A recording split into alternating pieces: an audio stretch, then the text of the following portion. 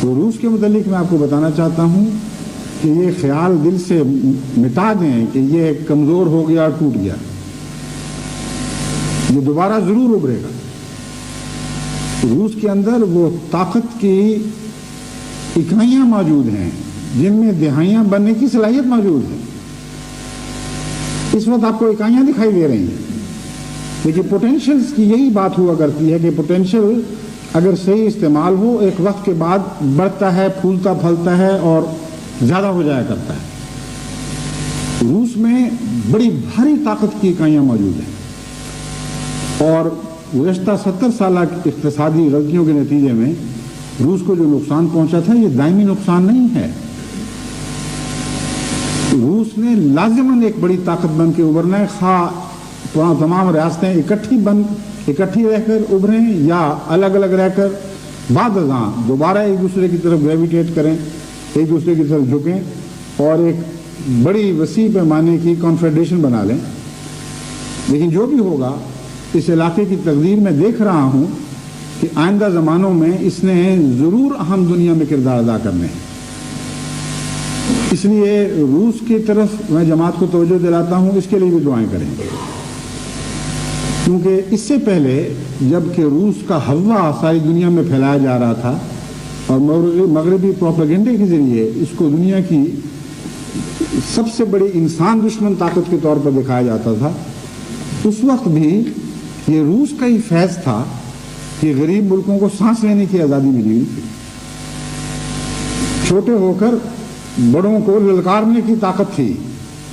یہ توفیق تھی کہ اگر ان سے ظلم ہو تو اللہ اعلان دنیا میں کہیں کہ ہم پر ظلم ہو رہا ہے.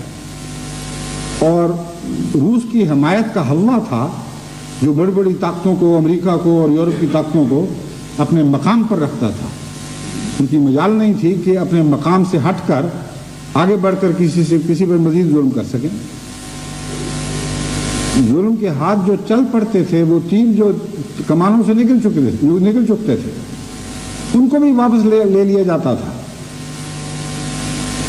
مصر میں کیا ہوا اس کی تاریخ آپ کے سامنے ہے.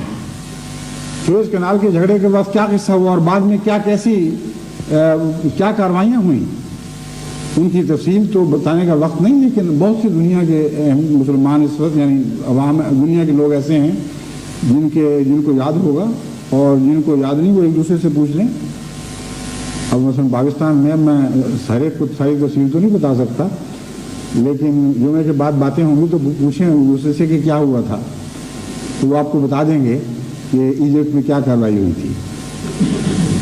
امریکہ جھک گیا، مغرب جھک گیا، مجبور ہو گئے، اور امریکہ جھکا روس سے، اور امریکہ نے خود جھک کر یورپ کو جھکایا اور اسرائیل کو جھکایا، اور وہ ظالمانہ کارروائی جو ایجپٹ کے خلاف کی گئی تھی اسے واپس لینے پر مجبور کر دیا. تو یہ واقعات کیوں ہوتے تھے؟ روس کا احسان تھا. بس یہ احسان بالارادہ تھا یا حالات کے تقاضے کے نتیجے میں خود بخود ظاہر ہو رہا تھا، لیکن احسان ہی ہے. دنیا کو ایک قسم کا امن نصیب تھا، وہ امن دنیا سے اٹھ گیا ہے. اس لیے اپنے اس محسن کو دعاؤں میں یاد رکھیں، دعائیں کریں کہ پھر خدا روس کو ایک عظیم طاقت بنا دے، لیکن ایسی طاقت بنائے جو اپنے ملک کے باشندوں کے لیے بھی بہتر ثابت ہو اور دنیا کے دوسرے ملکوں کے باشندوں کے لیے بھی بہتر ثابت ہو. یہ ایسی طاقت ابھرے جو اسلام کے اس اصول کو سینے سے لگا کر اٹھے کہ ہم نے عالمی عدل قائم کرنا ہے اور مظلوموں کی حمایت کرنی ہے اور نیکیوں میں ایک دوسرے سے آگے بڑھنے کی کوشش کرنی ہے.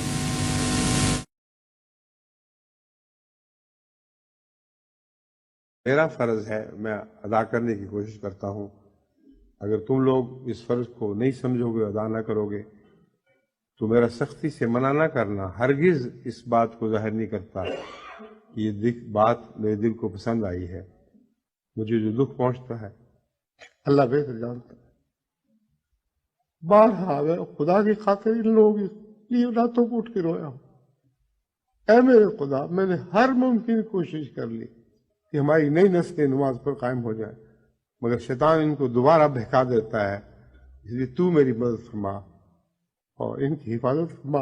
اس دنیا میں بھی کامیاب ہو اور آخرت میں بھی کامیاب ہو. میرے یہ آنسو جو مجبوری کے آنسو ہیں، یہ دل کی کمزوری کی وجہ سے نہیں بلکہ مضمون کی اہمیت کی وجہ سے ہیں۔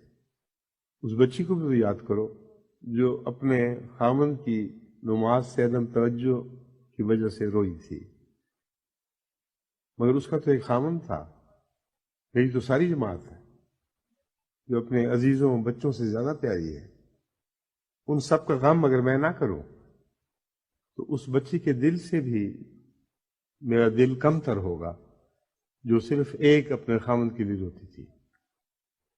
بس وہ سب جن کا جماعت سے تعلق ہے، جو مجھے اپنا سمجھتے ہیں، ان سب سے میری عاجزانہ التماس ہے کہ نمازوں کو قائم کریں، اپنے گھروں میں بھی، اپنے گرد و پیش، اپنے ماحول میں بھی، اور صلاۃ وسطیٰ کی حفاظت کریں اور صبح کی نماز کی طرف دوبارہ واپس لوٹیں، کیونکہ اگر یہ نماز ادا نہ کی تو ان کی ساری زندگی جہنم کمانے میں صرف ہو رہی ہے۔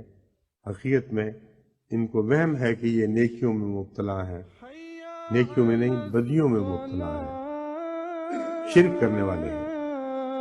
رسول اللہ صلی اللہ علیہ وآلہ وسلم کی بار بار کی نصیحتوں کو نظر انداز کرنے والے بنتے ہیں۔ حی علی الفلاح